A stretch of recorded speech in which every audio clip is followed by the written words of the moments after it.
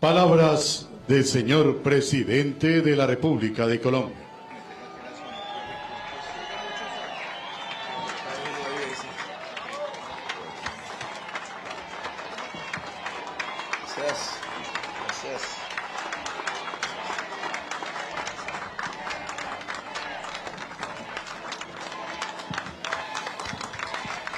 Gracias. Quiero agradecer al pueblo, la ciudadanía de Leticia y a la ciudadanía amazónica en toda su diversidad, a sus comunidades indígenas, a su población en la capital, Leticia, en los diferentes corregimientos, a lo largo de los ríos, al Amazonas todo, por su presencia en este momento, en un día que no es tan fácil. Yo creo que no hay ninguno ya fácil en Colombia. Bolívar dijo, somos los hijos de las dificultades. Les agradezco su presencia aquí bajo este sol. Un saludo especial a todos y todas las y los oficiales, suboficiales, soldados y personal civil y a sus familias integrantes del Ejército Nacional en su aniversario 215. Ya el latín se nos va quedando lejos. Vicepresidente de la República de Colombia, Francia Elena Márquez Mina y su esposo Yerney Pinillo. Presidente de la Cámara de Representantes, Julián David López Tenorio y su esposa Beatriz.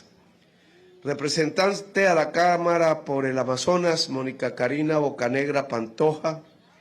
Ministro de Defensa Nacional, Pedro Arnulfo Sánchez Suárez, que tuvo en una de sus tareas en este gobierno el rescate al lado de las comunidades indígenas amazónicas, de los niños y niñas que escapaban por la selva a una oprobiosa situación que hoy nos mandan siempre fotos que no se pueden publicar por la edad de ellas y ellos, en donde muestran su alegría, su buen vivir en este momento.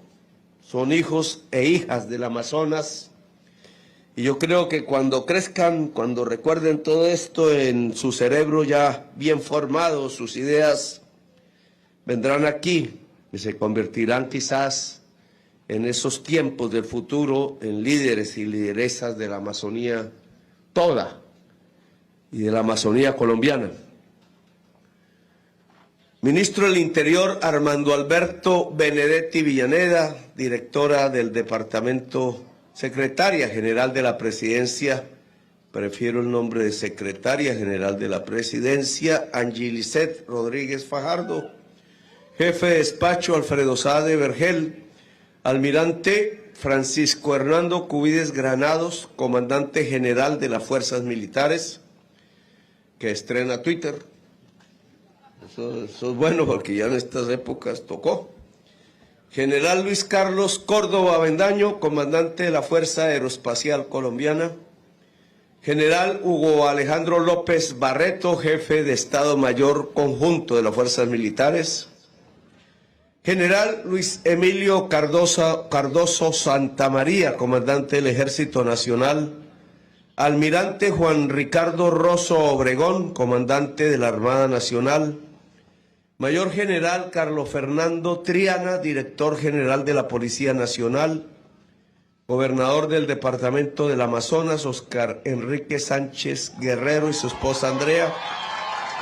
Contralor Departamental Gustavo García Torres. Alcalde de la ciudad de Leticia, Amazonas, Elkin Uní Heredia y su esposa Eliana. Ministras, ministros, directoras, directores y funcionarios del Gobierno Nacional.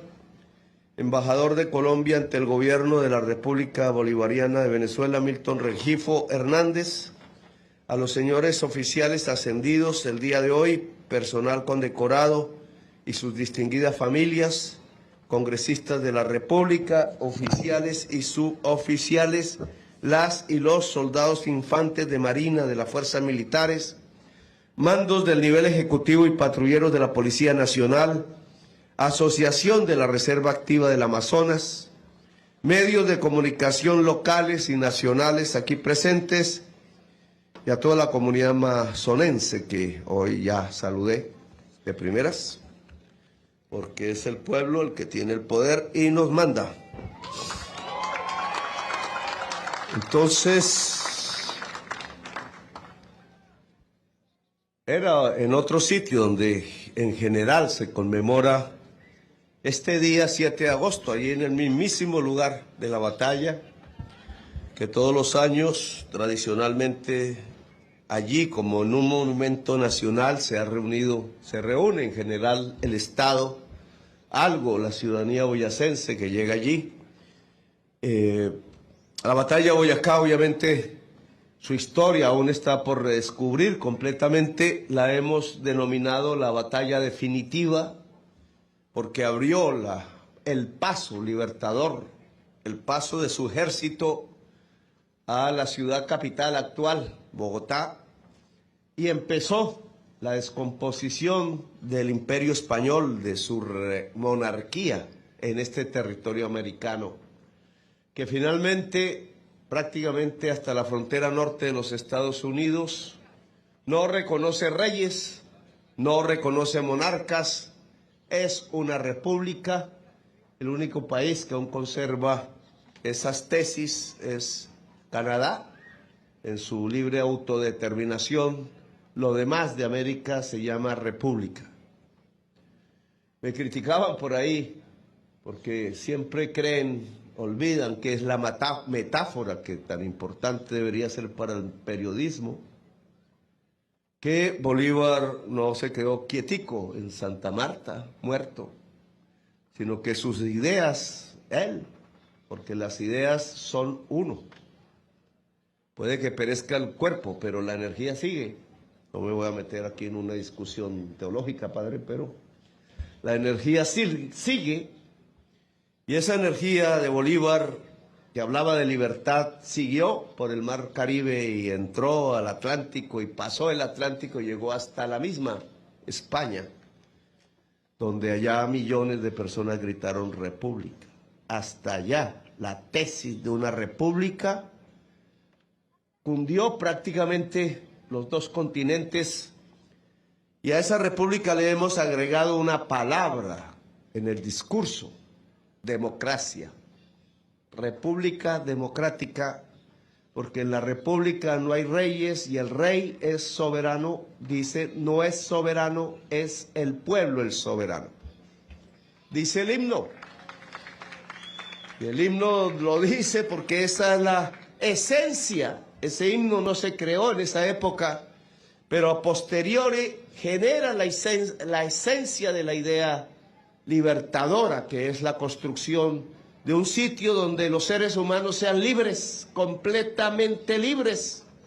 Trabajo costó después del 7 de agosto, décadas de lucha política, el que los indígenas se pudieran ver como seres humanos libres, los verdaderos propietarios de estas tierras antes de la colonia, ancestros que en el Amazonas sí que nos han enseñado, ancestros que tienen, dicen los estudios científicos, por lo menos 30.000 años allí donde desemboca el río Amazonas, y aquí hacia el norte, en la misma selva amazónica, 20.000 años, en murales pintados con arte.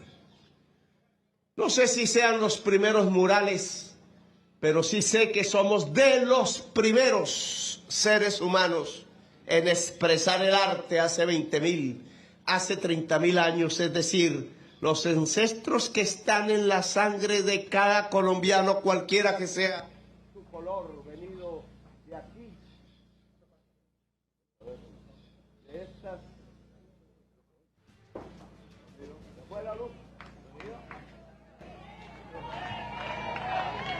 Estamos en transmisión especial por Canal Institucional, Sistema de Medios Públicos de Colombia, en la conmemoración de los 206 años de la Batalla de Boyacá y 215 años de la creación del Ejército Nacional de Colombia. Y estamos escuchando al presidente de la República, Gustavo Petro, desde la ciudad de Leticia, en el Amazonas.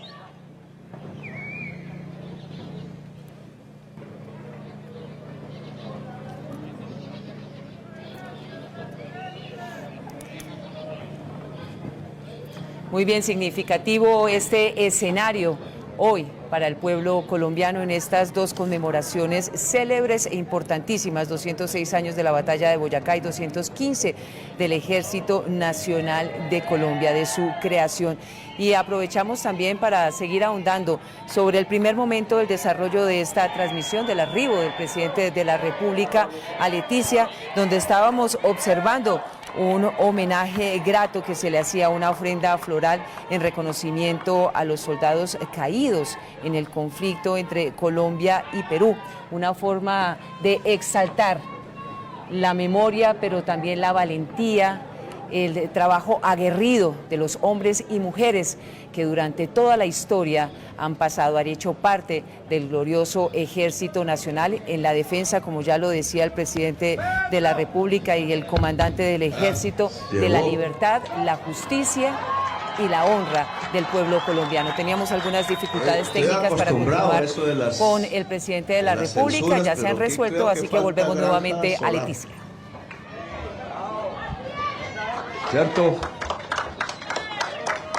El ministro de Minas, no sé si está por aquí, debería decirnos cómo estamos. Está en la negociación en Boyacá, que para allá íbamos porque esa batalla tuvo el concurso del pueblo del Charalá, Santander. Sin esa batalla, que sin orden alguna salieron los campesinos de ese entonces, 1819, a detener la tropa conservadora que venía hacia Boyacá.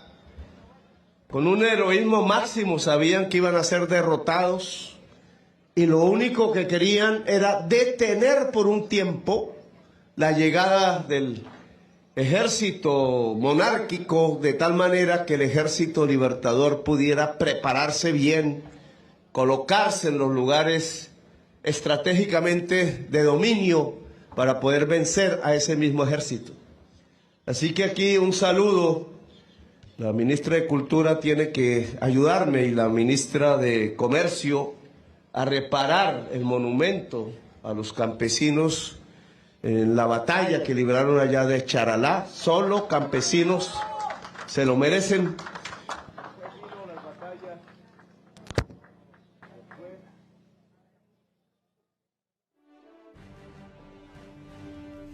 Canal Institucional, llevándoles los pormenores de esta conmemoración. Habla el presidente de la República, Gustavo Petro. Social, yo digo que importante, no voy a decir que difícil, porque los tres temas que están hoy en conflicto social, y el conflicto social nunca hay que verlo enemistosamente, sino al contrario, como la posibilidad del desarrollo de una sociedad hacia adelante, si se trata bien. Si el diálogo está primero que cualquier cosa. Y allí se han puesto tres puntos que es bueno que yo mencione desde aquí en Leticia. El tema del campesinado en el páramo, que se asimila a lo que podríamos llamar el campesinado en la selva. Colonos, dicen aquí, allá no usaron esa palabra, pero tienen una causa común que esta sociedad tiene que resolver. Hay campesinados donde es difícil cultivar, donde no están las tierras fértiles. Indudablemente no hay tierras fértiles ni en el páramo, e indudablemente tampoco hay tierras fértiles en la selva. Como todos aquí se habrán dado cuenta, una vez se quita la selva, queda el desierto. Y por eso esos dos campesinados que por generaciones de la historia de la República se han venido ubicando en páramos y se han venido ubicando en la selva, son el producto de la ausencia en la historia de Colombia de una reforma agraria. No quisieron a lo largo de las décadas que la tierra fértil de Colombia fuera del campesinado. Y hoy, en parte, las estadísticas que hemos mostrado nos también muestran la enorme falta de desarrollo que hemos tenido porque el campesinado no fue tenido en cuenta para que la tierra fértil cultivara alimentos. Ahora ese campesinado está en los páramos, hay una cultura paramuna. Al cabo de las generaciones se construyó una cultura paramuna, difícil. Y al cabo de las generaciones también se construyó una cultura que llamaré amazónica, difícil también. Prácticamente con el músculo del hombre campesino, de la mujer y el cuidado campesina, una sobrevivencia difícil, tanto en los páramos como en las selvas, se fue construyendo hasta el día de hoy. Y no pueden ser golpeadas, no puede llegar un gobierno cualquiera y decir, se van porque hay que cuidar la selva, se van porque hay que cuidar el páramo. Ambas son fundamentales, lo sabemos, y en esto tenemos que tener supremo cuidado. Si el páramo se acaba, y la ciencia nos dice que el calentamiento global, que es el doble en el páramo que en el plan abajo, pues nos quedamos sin agua. Decenas de millones de personas que se ubican en los Andes de Colombia. Y los ríos que van al Caribe disminuirían y el Caribe se transformaría no en lo que es hoy, praderas fértiles, sino desiertos. Pero también si la selva amazónica se acaba, entonces tendríamos una circunstancia aún peor. Ya no se acabaría simplemente el pueblo de Colombia que tendría que fluir hacia el norte buscando agua, donde solo le esperan cárceles como la de Alcatraz, sino que aquí se acabaría la humanidad, porque la selva amazónica es el pulmón de la humanidad, el tercer pilar climático. Por eso que festejemos este 7 de agosto, no aquí, no allá en Boyacá, sino aquí en Leticia, tiene también su símbolo y su importancia.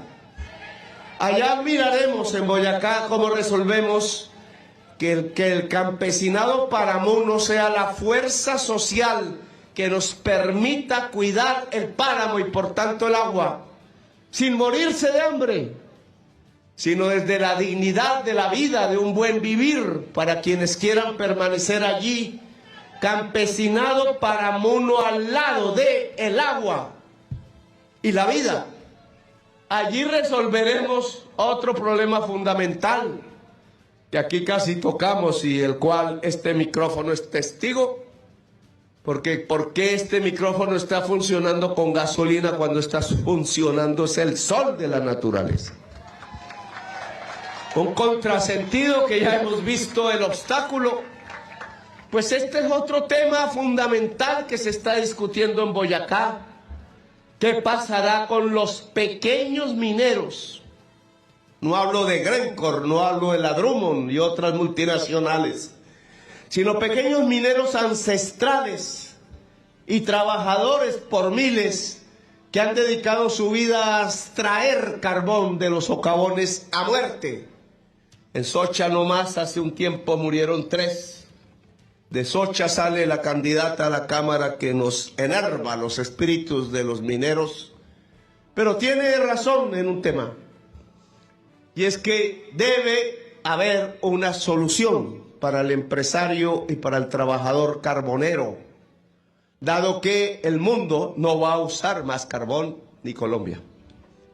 Y obviamente cunde el desespero, porque entre más y más granjas solares se ponen, menos y menos carbón, gas y petróleo se consume. Eso va por el bien de la humanidad. Toca así, si no perecen los niños y las niñas de hoy, los fetos que están en las madres embarazadas, de los norteamericanos, de los europeos, de los africanos, de los asiáticos y de nosotros, los latinoamericanos y del Caribe. Es así, lo dice la ciencia.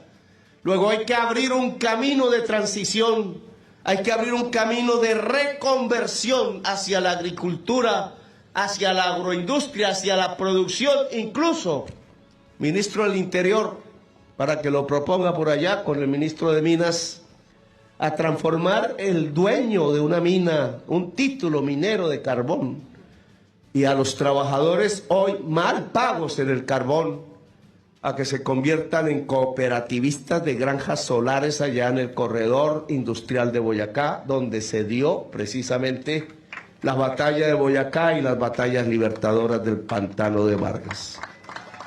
Es transitar de un mundo que se apaga, y hoy se está apagando un mundo viejo. Allá sus beneficios, allá también sus maleficios.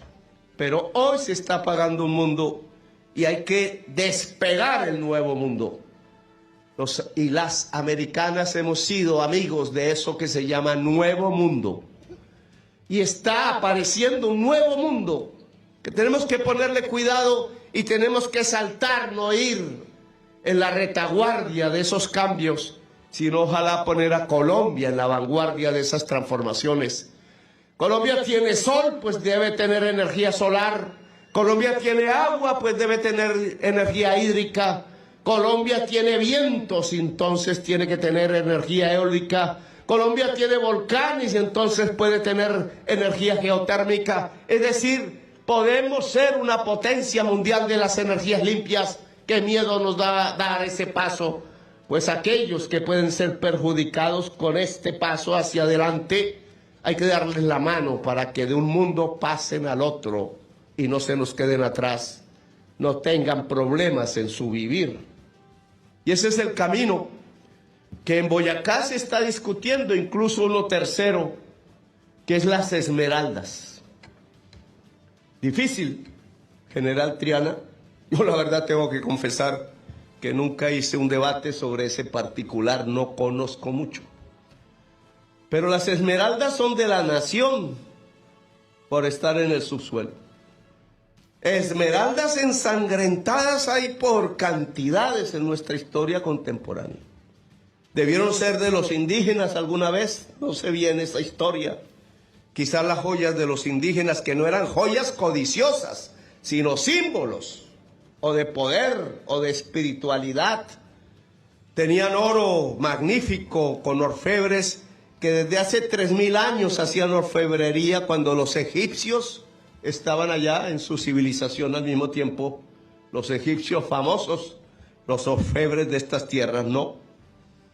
Pero seguro tenían oro y esmeraldas, quizás más, y conchas de mar, porque quizás para un indígena, como me lo acaban de demostrar en la Sierra Nevada de Santa Marta, una concha podría ser de igual valor que una esmeralda, porque no se medía en dinero, sino en amor, en símbolos de la vida. Las conchas en la Sierra Nevada representan el vínculo indígena al mar que le quitaron el señor Bastidas hace 500 años exactamente.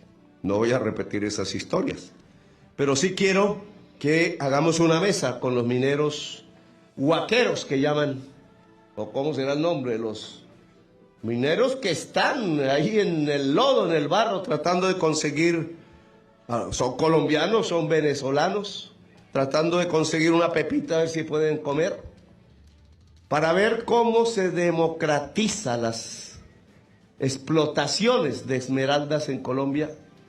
Difícil, lo sé, pero creo que todo el mundo debe caber en el occidente de Boyacá, siendo boyacense.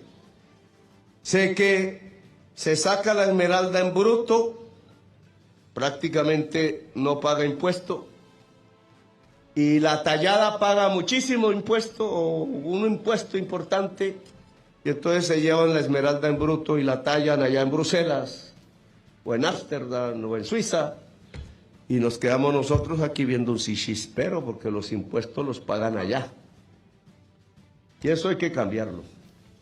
y entre otras la gente que anda en esos lodos, que no debe desconocer el Estado de Colombia, debe tener oportunidad sobre una riqueza que es de la nación, no es de nadie más, porque están en el subsuelo. Y con esto no quiero decir que abro una nueva guerra ya de las esmeraldas, porque ya existe esa guerra, sino que hay que lograr un pacto, de tal manera que no sean los extranjeros los que se lleven las esmeraldas gratis, sino que sea la colombianidad que habita allí en el occidente de Boyacá. Pero esos son los temas que hoy impiden, por la conflictividad social, hacer este acto allá en el puente de Boyacá. También paralelamente nos ha aparecido, venía ya andando, otro problema del cual quiero hablar aquí. Iremos al puente de Boyacá, el homenaje al ejército, pues también se hace allá, y por sobradas razones. La batalla de Boyacá es una actividad del pueblo y del ejército. Sin el pueblo no hubiera habido triunfo. Sin el ejército, tampoco. La batalla de Boyacá y la lucha de la independencia nacional de hace más de 2 siglos nos muestra que hay que juntar el pueblo y las armas. Pueblo y armas. Armas al servicio del pueblo.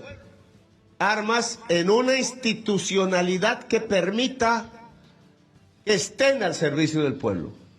Esa es la esencia del ejército libertador. No es de príncipes, ahí no hubo ningún conde que yo sepa.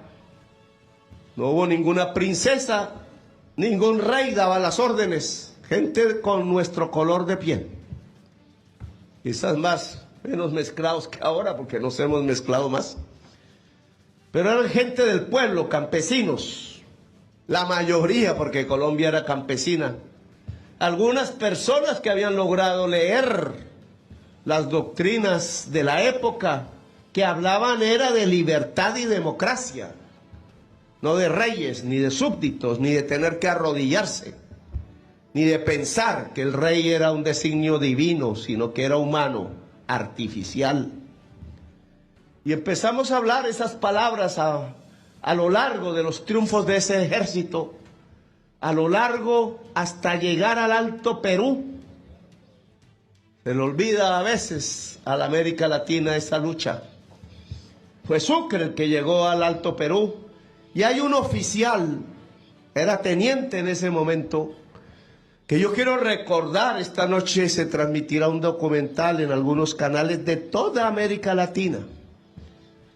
Un oficial que había nacido en Chaparral, Tolima, indígena, Coyhaimuno, yo les digo a los indígenas de allá, indígena del sur del Tolima, que le creyó a Bolívar sus palabras, que quizás le creyó a Nariño en su momento, y creyó entonces que el escenario que se abría era el de conquistar un mundo libre en la América, libre, un mundo sin reyes, y donde los indígenas pudieran otra vez acceder a la tierra, y quienes habían mezclado sus sangres, con la sangre negra, con la sangre árabe, con la sangre blanca, aria, española o lo que fuera, también tenían derecho a la tierra.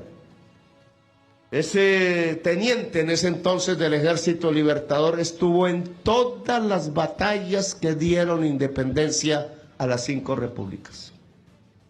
Estuvo en la batalla de Boyacá seguramente, y en las de Venezuela, y en la de Ayacucho, y en las del Alto Perú, en Bolivia. Y después de estar en todas esas batallas, cuando vio a morir a Bolívar allá en Santa Marta, de crisis siempre se me olvida, electrolítica, me dijeron allá, Bolívar murió de crisis electrolítica. Yo, como soy ignorante en esas materias, pregunté, porque no había electricidad, ¿qué significa? Significa que murió deshidratado. Le faltó unos vasos de agua con sal, con algunas sales. Y así murió Bolívar, de esa crisis. Y él vio morir y quiso que las ideas no murieran. Quiso que el objetivo que se habían propuesto los soldados de Bolívar, que habían jurado por esos objetivos, no murieran. Aquí tengo una foto de México, no es de Colombia, y nos tendríamos que preguntar por qué razón este mismo monumento no está en Colombia. Y Angie la responsabilizo de que esté en el Palacio de Bolívar. Este monumento dice: General José María Dionisio Melo Ortiz. Nació el 9 de octubre de 1800 en Chaparral, Tolima, Colombia. Soldado de Bolívar. Estuvo en la liberación de Ecuador, Perú, Bolivia, Venezuela y Colombia. Presidente de Colombia en 1854. Defendió territorio chiapaneco, eso es México. Asesinado en Juncaná, la Trinitaria, Chiapas, 1 de junio de 1860. Honran su memoria familia Melo Granados, Grupo Chincultic y Comunidad de Juncaná. Soy, entre comillas, soy y seré un entusiasta. Soy y seré un entusiasta de la libertad. Marchad unidos, el triunfo es vuestro. Se puso este monumento en el año 2017. Y hoy, si yo hiciera una encuesta en Colombia, casi nadie conocería quién es el general José María Melo, presidente de Colombia. El general José María Melo es el último general del Ejército Libertador de Bolívar. Estuvo en todas las batallas, desde teniente hasta general supremo se llamó. Y fueron los obreros de Bogotá, nadie más, quien lo llevó a ser el presidente de Colombia, 1854. Y fue rodeado por tropas que no eran del Ejército Libertador y venían de regiones diferentes, Antioquia y Popayán, porque querían mantener la esclavitud y lo derrotaron en Colombia y por eso tuvo que ir a luchar. El mismo que se había ido de Colombia cuando murió el libertador Bolívar a luchar contra Páez para mantener la idea de la Gran Colombia, que desapareció lamentablemente, volvió a salir y luchó en Nicaragua, luchó en El Salvador por la República y fue al sur de México y se puso a órdenes de la revolución de Benito Juárez, y el último general de Bolívar murió fusilado por tropas conservadoras. Y allá está su tumba, sus monumentos, sus hijos indígenas de México, y lo quiere el pueblo mexicano como un héroe, y lo cuida las comunidades indígenas de Chiapas. Y yo me pregunto por qué no está en Colombia. Indudablemente al general José María Melo hoy en el Día del Ejército, el último general del Ejército Libertador, y explico por qué, debe sentir un homenaje hondo del pueblo de Colombia, porque fue un luchador internacional que supo llevar la bandera de Bolívar como tocaba. Las banderas de la Gran Colombia, tricolores, las que hoy levantamos como nuestra bandera nacional, y otros pueblos al lado de nuestras fronteras, y la bandera rojinegra que decía libertad o muerte. Libertad o muerte. La libertad es la esencia de nuestra República de Colombia. Ser libres, hombres y mujeres, en su diversidad cultural, es el objetivo de cualquier persona humana que habite el territorio colombiano. El Ejército Libertador fue disuelto y tuvimos no sé cuántas guerras civiles matándonos entre nosotros. Ejércitos de terratenientes con intereses económicos propios. Ejércitos que querían dividir hasta la República de Colombia, que se llamaba Nueva Granada o Estados Unidos de Colombia en ese momento, y nos fuimos perdiendo en lo que yo llamo los 100 años de soledad, que tan magistralmente escribe Gabriel García Márquez. Nos empezamos fue a matar entre nosotros en vez de buscar la gran Colombia y la idea universal de la libertad y de la democracia. Y perdimos el rumbo. Y por eso nos quitaron a Panamá. 1903. Yo estuve en el sitio. No me querían dejar ahí los gobiernos de Panamá hasta que el último, el que gobierna actualmente a Panamá, me dio permiso. No sé si la prensa colombiana habrá dicho, ¿y qué fue a hacer allá a Bocas del Toro? La pasé delicioso, tengo que decir, para que se provoquen. Pero en Bocas del Toro sucedió un hecho que tampoco conocemos en nuestra historia oficial. No lo leemos, la televisión no habla de eso. En Bocas del Toro en 1895 estuve allí parado encima de una fosa común, con una silla hermosa que mira al mar, que tiene una frase poética de un gringo que se enamoró de una panameña. Y hizo la silla diciéndole a su amada que cuando muriera lo enterrara ahí y que entonces se sentara todas las tardes a ver el mar porque él saldría de ahí como espíritu o energía, padre, junto a su amor.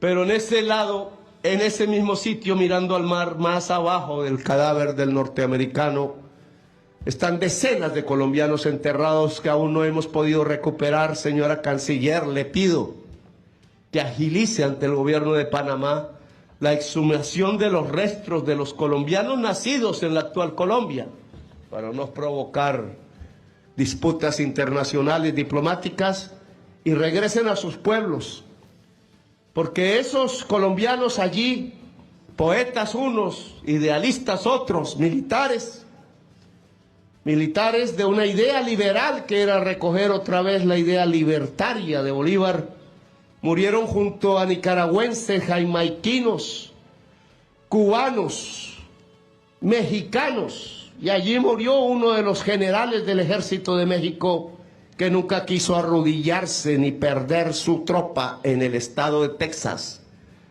Nunca quiso aceptar que Texas pasaba a otro país y que era de México. Y lo persiguieron de tal manera que solo apareció allí en Bocas del Toro y dirigió el ataque contra el cuartel que aún era de un partido político de Colombia, y perecieron todos, fueron derrotados. Había un acorazado atrás de otro país extranjero. Ahí perdimos a Panamá. Si en esa batalla hubiéramos ganado, Panamá quizás sería parte de este esfuerzo de construcción nacional, no lo sé. Decidieron su camino y con autonomía hoy los respetamos. Panameños y colombianos tenemos ahora que acordar cómo logramos que el Mar Caribe sea un fogón de cultura, cómo podemos lograr ser el puente para que las energías limpias de Sudamérica puedan limpiar lo que hoy está ocasionando el mayor peligro de extinción de la humanidad, que es la matriz energética de los Estados Unidos. Tema que se tiene que conversar, señora Canciller. Panamá, el cruce de las líneas de energía eléctrica, la posibilidad de otro tren interoceánico que usted tiene en sus manos. Pero de allí pasamos de perder a Panamá a perder más territorio.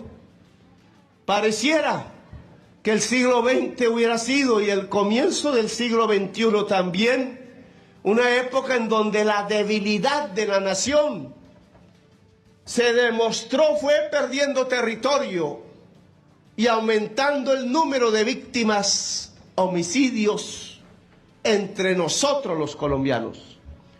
Entre más nos matábamos, más perdíamos territorio. Más nos iba diciendo la historia: colombianos, mátense entre sí porque perderán la nación. Esa fue la historia y el mensaje de Macondo en 100 años de soledad. Pueblo libre era Macondo, dice la novela, se fundó por seres humanos libres, y cuando empezaron a matarse entre sí como Caín y Abel, se perdió hasta Macondo, y las generaciones que nacieron allí, las estirpes, no tuvieron una segunda oportunidad. El siglo XX nos muestra eso. El final del siglo XX nos muestra, del siglo XIX nos muestra en Bocas del Toro, cómo perdimos a Panamá matándonos entre nosotros. Cómo un presidente, el presidente marroquín, no fue capaz de defender el territorio nacional que el pueblo de Colombia le pedía porque quería ir a defender la soberanía tal cual Bolívar les había enseñado. Y la perdimos. Y perdimos más, perdimos islas, perdimos selva amazónica aquí. En una historia que también está por escribirse bien. Es la historia de la vorágine. Es la historia donde los patrones, entre comillas, creían que podían esclavizar a los indígenas para extraer caucho y venderlo en el mercado internacional y hacerse ricos. Y los indígenas iban muriendo en medio de esa esclavitud, en medio de esa crisis humanitaria. Y así se creyó que había que poblar la selva y destruir los árboles nativos, su vegetación, y cultivar lo que Europa comprara o los Estados Unidos, el caucho para hacer las llantas de los autos que en las autopistas del norte empezaban a circular en masa. Y no se daban cuenta los norteamericanos y europeos que ese caucho sobre el cual andaban las máquinas de sus vehículos estaba hecho con la sangre de los indígenas amazónicos. Y no nos dimos cuenta que ese era igual el problema del Perú que el problema de Colombia y el problema de Brasil, la triple frontera. Y contrario a salir a construir democracia y justicia social, de entender cuál era la riqueza que la selva amazónica nos podía entregar, de entender esa circulación capilar de sus ríos, que con delfines y especies aún no conocía, nos podía llevar al Amazonas, nos podía llevar durante todo el Amazonas hacia el océano Atlántico y a Europa. Podíamos hacer el viaje que Aguirre, el de la ira de Dios, no pudo hacer porque la selva se lo tragó como conquistador español que nunca pudo entender ni de la cultura ni de la exuberancia que lo rodeaba, y murió loco en el corazón y en el alma de tanta exuberancia vital. Ahora estamos aquí y otra vez nos proponen perder territorio. Y ahora es que tenemos, y por eso estamos aquí. Porque el siglo XXI, como si no hubiéramos aprendido la lección histórica, también apareció inundado de división entre los colombianos.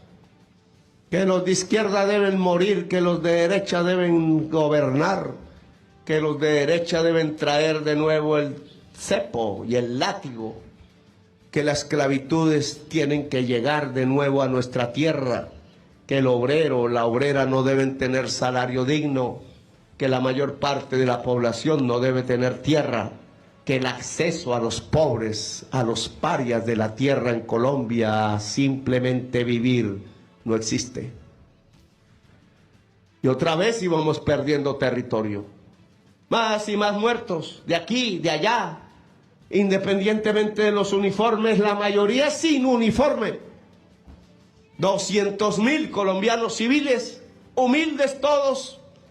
A ninguno de los muertos le pusieron el nombre de patrón. Eran campesinos humildes, jóvenes humildes.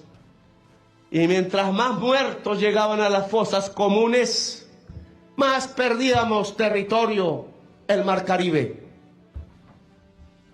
Nos quitaron el mar que había al occidente de San Andrés hasta la isla Mosquitia, hasta la costa Mosquitia. La costa Mosquitia fue de la República de Colombia. Y también la perdimos allá en Nicaragua, hoy queda. Hablan en inglés Y nadie en Colombia se interrogó por qué esa parte del territorio hablaba en inglés creolé, que no es el mismo de la Florida. ¿Y por qué hablaban el mismo idioma que San Andrés? ¿Y por qué tenían la misma música que las islas de San Andrés y Providencia? ¿Y por qué esa misma música se escucha al oriente de las Antillas, en San Vicente y Granadinas, en Trinidad y Tobago? ¿Y por qué esa misma arquitectura es la que está en Bocas del Toro, en Panamá, y está en Costa Rica? Y seguramente en muchas más islas que ahora no, Bélice, entre otras, en tierra continental. Son un mismo pueblo, se llama la cultura garífuna. Son de negros que se tiraban de los barcos antes que ser esclavos y arriesgaban a morir o a ser libres. Libertad o muerte, negros de bandera rojinegra. Y llegaron a esas islas a nado y se encontraron con los indígenas de allí. Y no se mataron entre sí, sino que se abrazaron y mezclaron su cultura y sus sangres y sus amores. Y por eso San Andrés es de Colombia. Y por eso la costa mosquitia era de Colombia. Es el mismo pueblo. Los primos de un lado están y son familiares de los primos del otro lado y compartían el mar y comían del mar. Y a alguien se le ocurrió que había que trazar una frontera obviamente que era de Colombia más que todo, y fue corriendo hacia el oriente, y por poco en estos años perdemos la isla de San Andrés y Providencia. Solo nos salvó una cosa, que los abogados que defendieron en este gobierno, no en los anteriores, la isla y el mar, eran de allá, eran garifunas, y podían decirle a la Corte Internacional de La Haya que eran una cultura propia, y que esa cultura propia, autónoma, a la cual tenemos señores ministros y ministras que se olvidan de estos temas, que tenemos que agradecer, de tal manera que ya no mueran 400 jóvenes en los barcos llevando cocaína, o más. 400 son los que están presos en los Estados Unidos. Y en una isla, ¿qué puede pensar un joven? Garifuna, alto, nunca fue esclavo, siempre fue libre. Si no hay universidad, no la dejan hacer. Si no hay fibra óptica, porque la empresa Claro lleva un hilito, porque allá no puede vender muchos celulares, la población no alcanza, cuando nosotros debemos llevar la fibra óptica poderosa, porque es cuestión de soberanía, porque cualquier joven con internet poderoso ya no le importa que esté en una isla, sino que puede hacer volar su cerebro a cualquier parte del mundo, y entonces puede construir riqueza, inteligencia colectiva. Falta, ministros. Porque un día también volverán a decirnos que San Andrés no es de Colombia. Esos abogados garífunas de San Andrés, raizales, dicen ellos, solo le recordaron a la Corte Internacional de La Haya, allá en Holanda, Europa, que es que ellos ya habían en un plebiscito, que nadie se atrevió a decir que era populista, y si no, en una decisión directa del pueblo, que ahora abogados. Otra vez.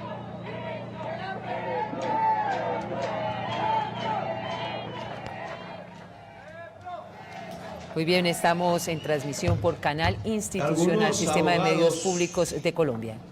Como ayer, algunos miembros de la opinión pública nacional y también abogados. Entonces,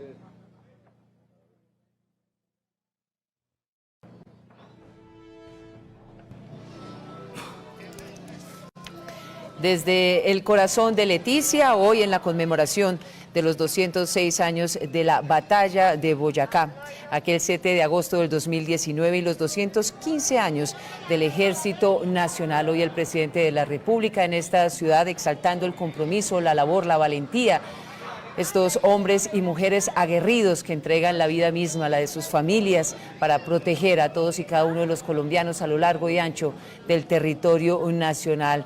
Recordando, por supuesto, la valentía y el honor que significa ser parte del glorioso Ejército Nacional. Son algunas de las palabras que ha mencionado el presidente de la República en su discurso, enfocado específicamente en la defensa de la libertad, la democracia y, por supuesto, la soberanía nacional.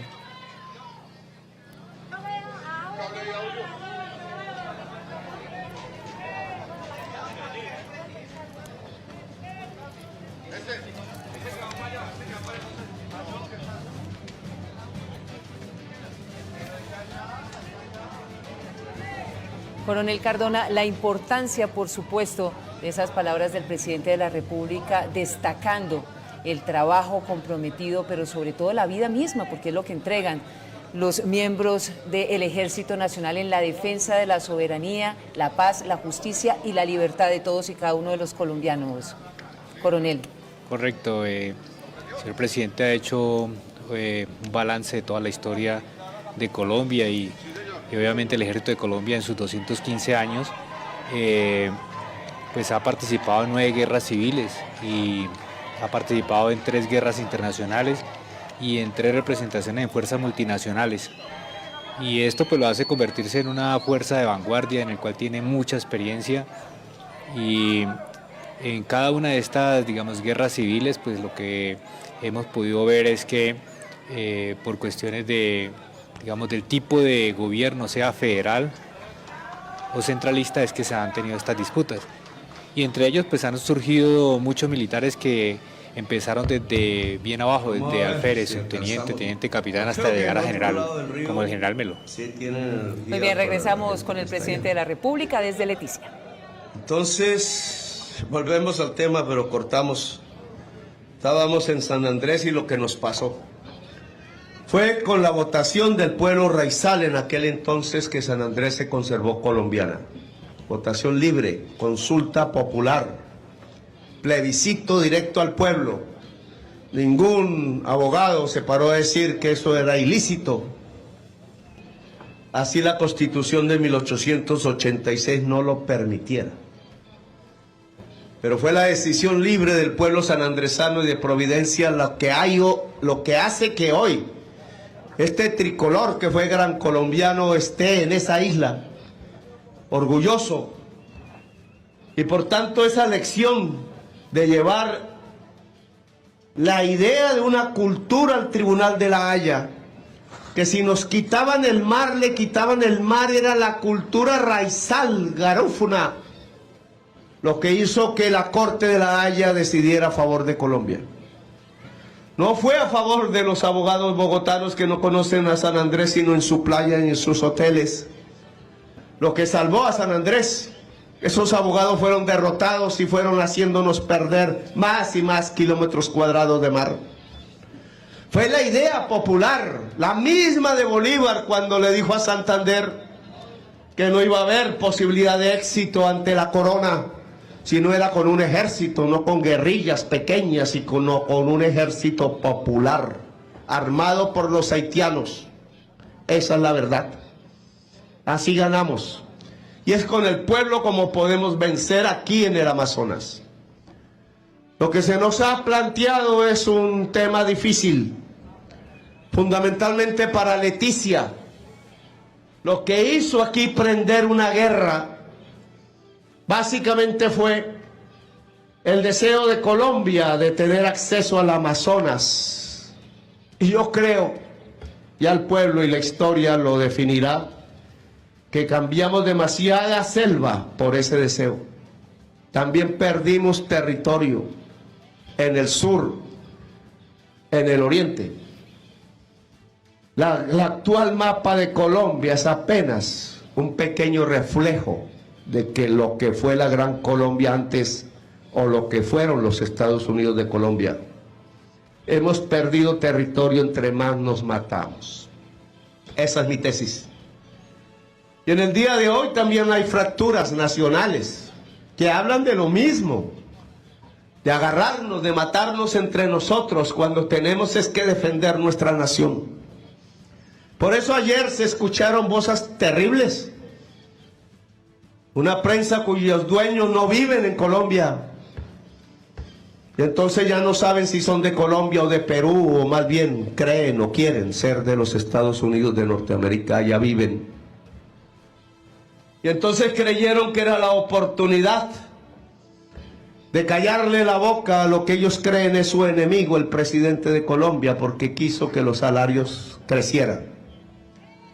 Pues bueno, el 1 de enero del año entrante, el presupuesto ya está presentado al Congreso de Colombia.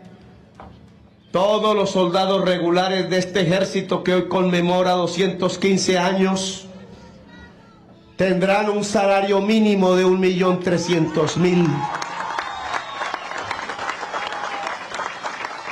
Fue una decisión que aún en medio de afugias, porque nos han querido financiar, todos lo saben, quisimos conservar. Nos dicen glotones, nos dicen que malversamos el presupuesto de funcionamiento, que hacemos crecer el presupuesto de funcionamiento, pero el presupuesto de funcionamiento se divide entre entregarle dinero a la salud y la educación a los municipios, todos de Colombia, hacer crecer la salud y la educación, entre pagar la fuerza pública y entre pagarle a los pensionados de Colombia. Y nosotros le hemos pagado a todos los pensionados de Colombia y vamos a aumentar el presupuesto el año entrante para que 3 millones de viejos ganen un bono pensional a lo largo y ancho del país y puedan comer simplemente. Y nosotros hemos elevado el presupuesto de la fuerza pública porque queremos en primerísimo lugar que la gente que lo integra, hombres y mujeres jóvenes, la inmensa mayoría, tengan con qué vivir y sus familias también, comer, porque si el ejército que les pide o la nación que les pide el sacrificio físico hasta el de la vida no tiene como contraprestación por lo menos la mínima dignidad personal y familiar, pues ¿cómo se va a combatir en esas condiciones? Al final gana el hambre, con el hambre no se puede combatir. ¿Y cómo vamos a impedirle que la gente de Colombia tenga los recursos suficientes para la educación y la salud? Sí, como nunca antes en la historia de Colombia tenemos gente joven en la universidad, 2,5 millones. Sí, como nunca antes en la historia de Colombia hemos sacado gente de la pobreza a tal punto que el porcentaje de pobres es el menor que ha tenido la historia de este país. 2,5 millones sacamos. Sí, hasta como nunca en la historia de Colombia hemos reducido la tasa de mortalidad infantil que se debe al sistema de salud que ahora implementamos. 40% en 3 años, por favor. Un éxito que me enorgullece en el alma. Solo con seguridad social, con justicia social, podremos disminuir la inseguridad. Y la inseguridad hoy se arrincona, y no lo dicen, en las fronteras de Colombia y en los puertos de Colombia y abandona todo el demás territorio nacional. Y por eso llega aquí a Leticia, aquí a la triple frontera, llega. Y por eso tenemos que hablarlo con claridad. La selva amazónica no tiene como enemigos a los colombianos. Hoy, el monumento de un hacha sobre un árbol milenario ya no es monumento. La bioeconomía será la 4ª rama mundial de poder económico. Aquí estamos llenos de la posibilidad de bioeconomía. Solo se necesita juntar el cerebro a la selva, como los indígenas algún día lo hicieron, pero ahora todos y todas para vivir de la bioeconomía, no de tumbar los árboles. Y en esto hemos conversado con el pueblo amazónico, tanto el indígena como el que no es indígena. Y de esa conversación rápida tienen que salir las medidas económicas que permitan que aquí toda la juventud pueda estudiar, que aquí sea la ciencia, que aquí se pueda vivir bien, con dignidad, en medio de la selva. Eso es Leticia, entre otras cosas.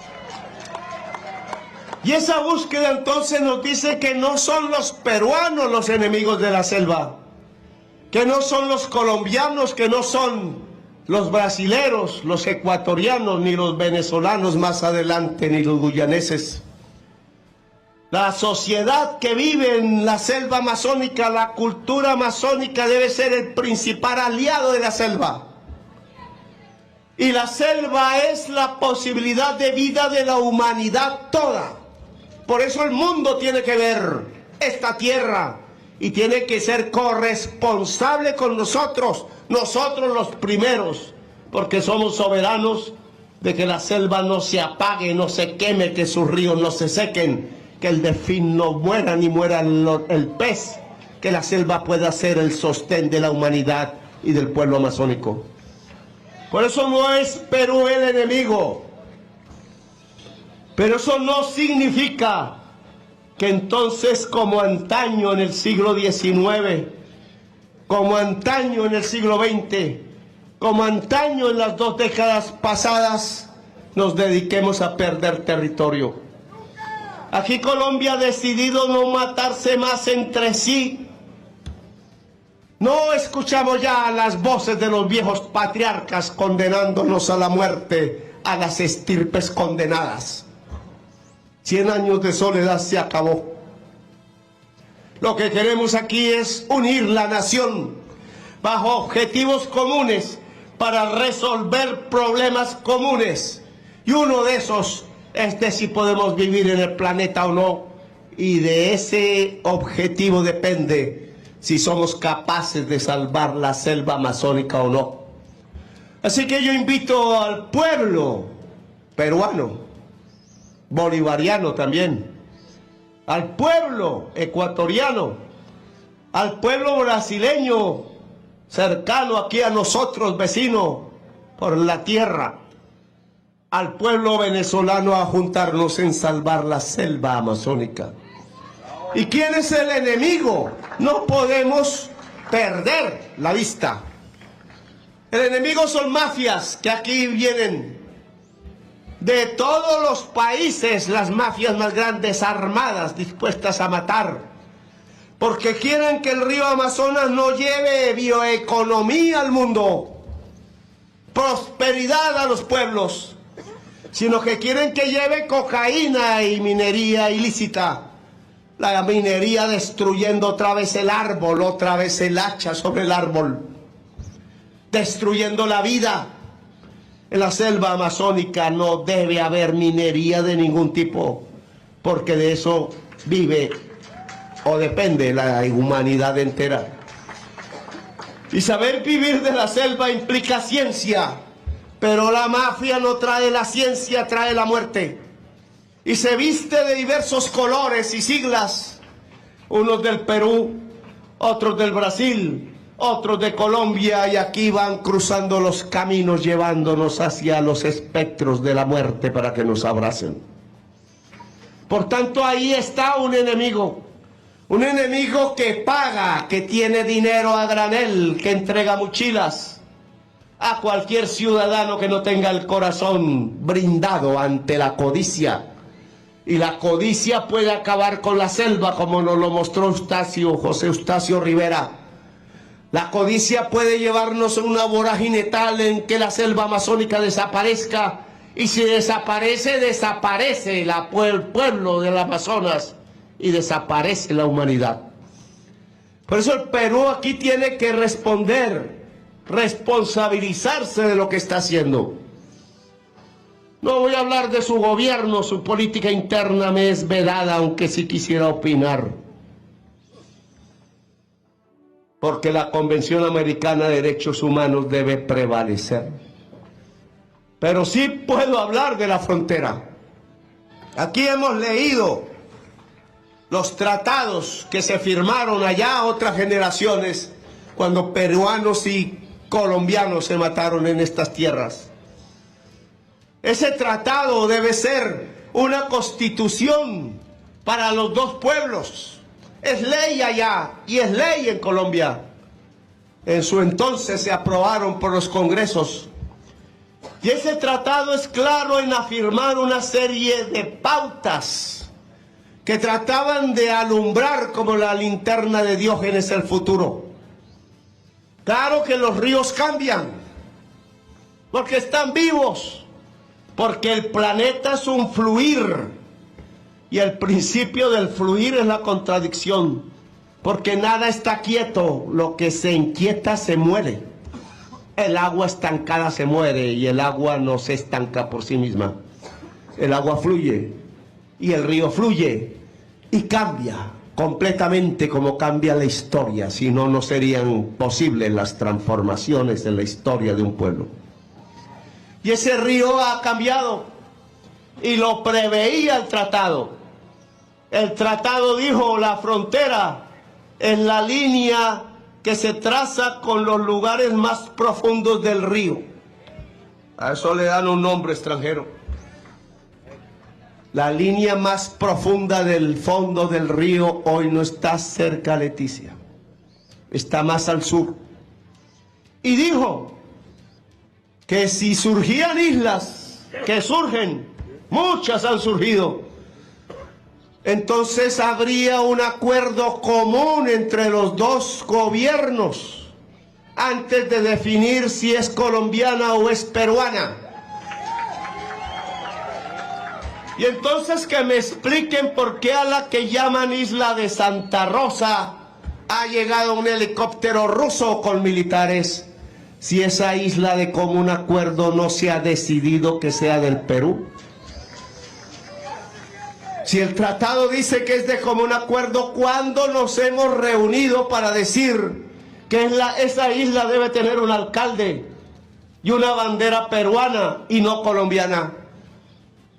Yo no voy a decir que la isla es colombiana, eso no dice el tratado. El tratado dice: nos reunimos y acordamos. ¿De quién es la isla que surge nueva?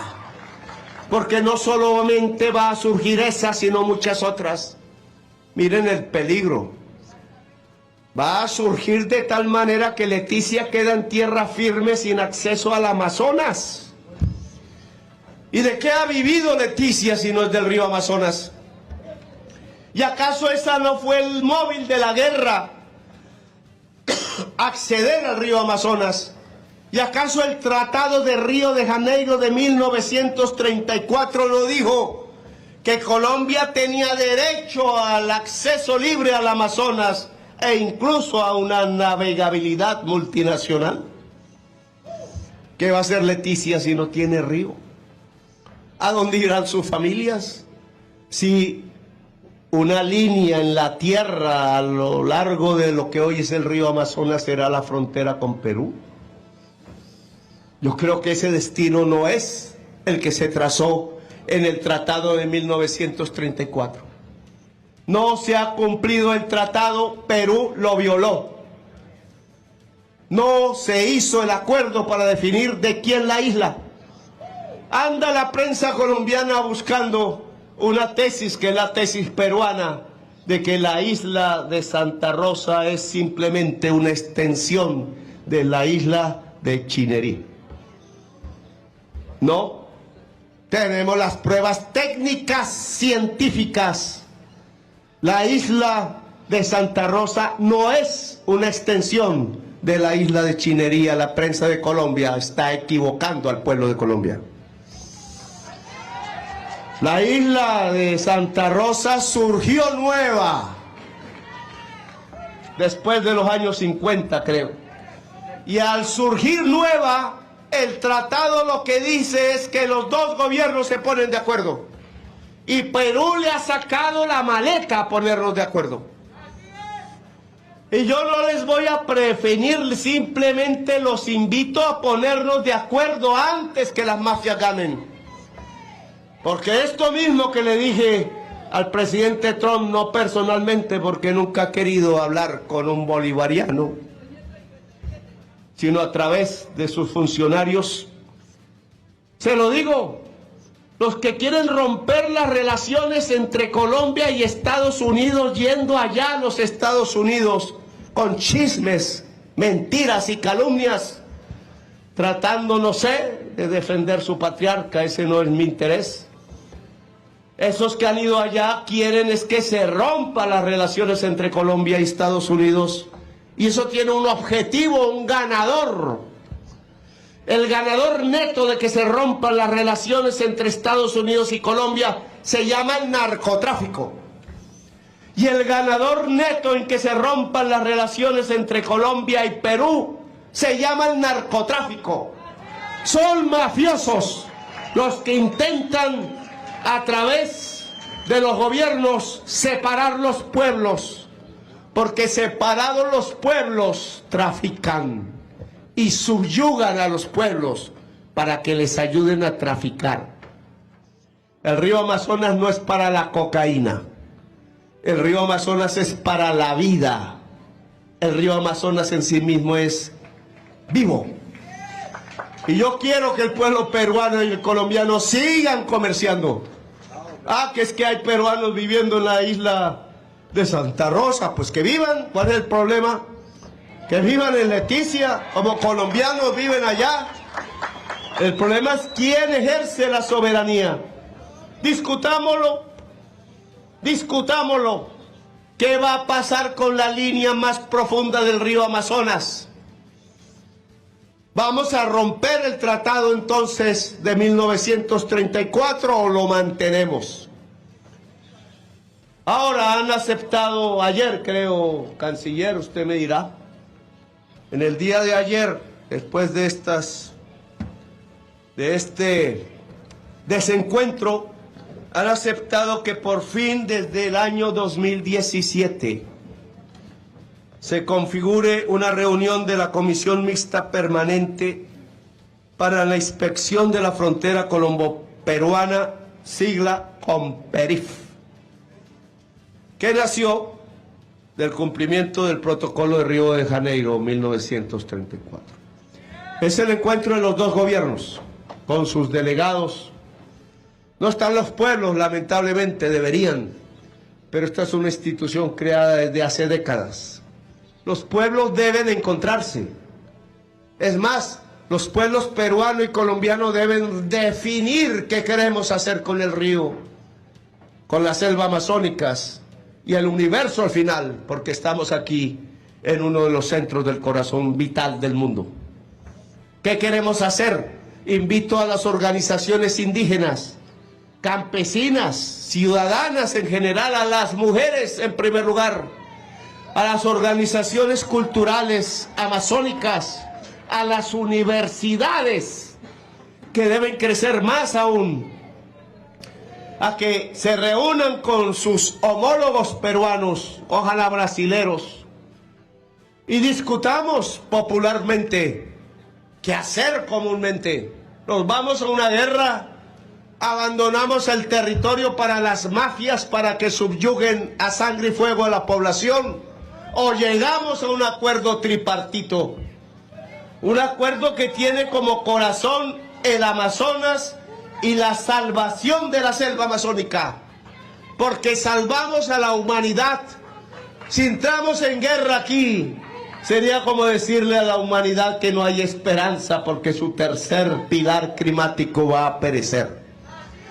Y Petro no es hombre de guerra, aunque sabe de la guerra. Nosotros hablamos primero y es mejor hablar siempre una y otra vez, hasta que se agote la palabra.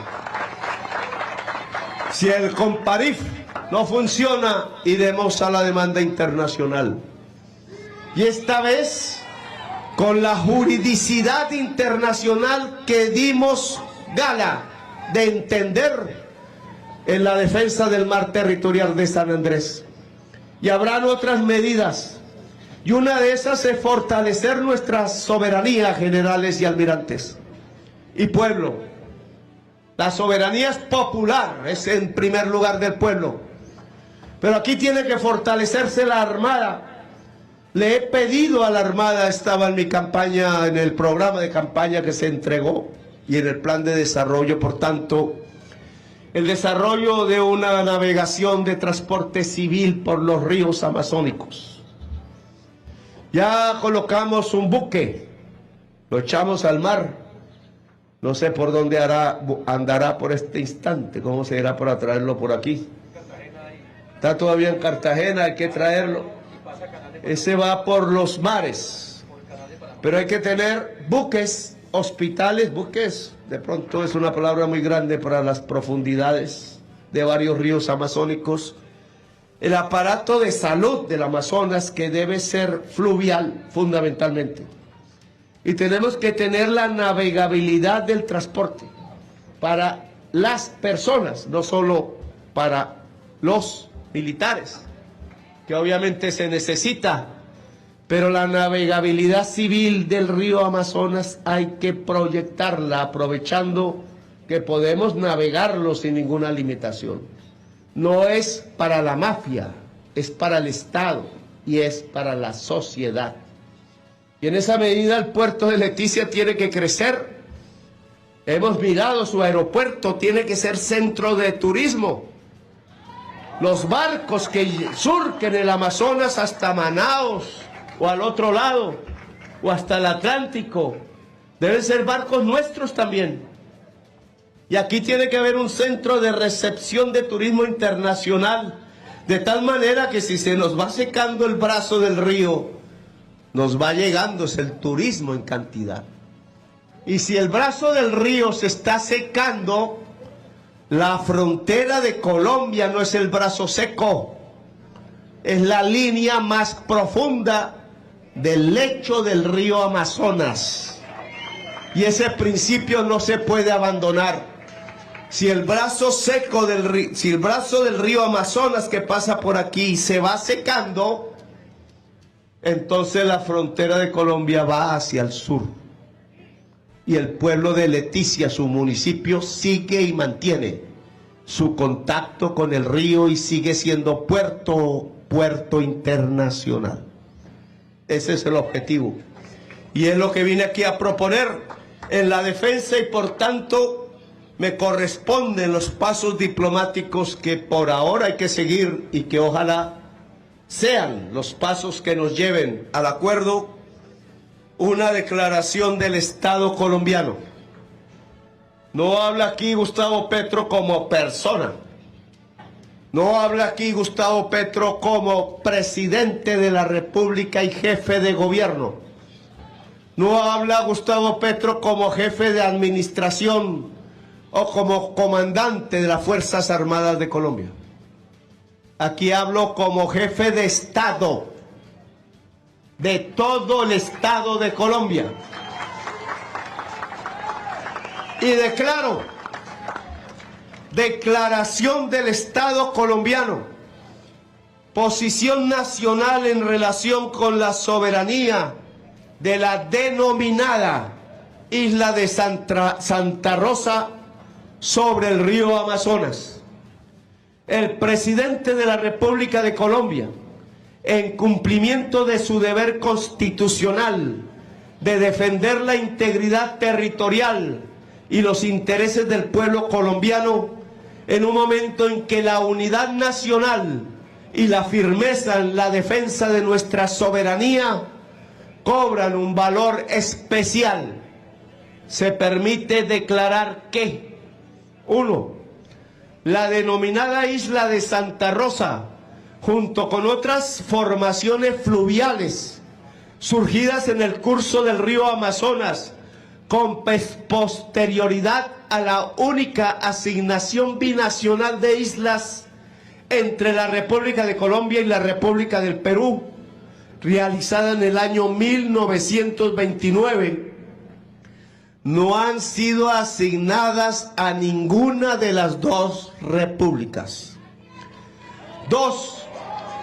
La ley por medio de la cual crea el denominado Distrito de Santa Rosa de Loreto es un acto unilateral del Perú que desconoce los instrumentos jurídicos binacionales al incorporar una isla no asignada y establecer límite internacional entre ambos estados, violando el principio de primacía del derecho internacional sobre el derecho interno. 3. Colombia no reconoce la soberanía del Perú sobre la denominada Isla de Santa Rosa y desconoce a las autoridades de facto impuestas en la zona. 4. El acto unilateral de exigir el registro a las embarcaciones en la denominada Isla de Santa Rosa es inaceptable y violatorio al espíritu de la libre navegabilidad por el río Amazonas, contemplado en el acta adicional del Protocolo de Río de Janeiro de 1934, en especial en su artículo 12. 5. Reitera su disposición para reactivar la Comisión Mixta Permanente para la Inspección de la Frontera Colombo-Peruana, COMPERIF, que impulsará las acciones para garantizar el cumplimiento del Protocolo de Río de Janeiro de 1934. 6. Recibe con beneplácito la invitación del Gobierno de Perú para participar en la Comisión Mixta Permanente para la Inspección de la Frontera Colombo-Peruana COMPERIF, que tendrá lugar el próximo 11 y 12 de septiembre del 2025 en la ciudad de Lima. Finalmente, Colombia reafirma su compromiso con la integración regional, la paz y la diplomacia como camino para buscar la solución. Leticia, Amazonas, 7 de agosto del año 2025. Gracias a todas y todos los ciudadanos y ciudadanas de Leticia. Gracias a ustedes, jóvenes de la patria, soldados de Bolívar, por exponerse a este sol como la ciudadanía.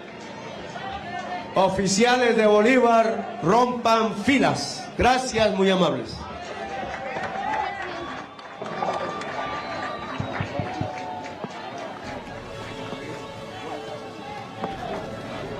Honores al señor presidente de la República de Colombia.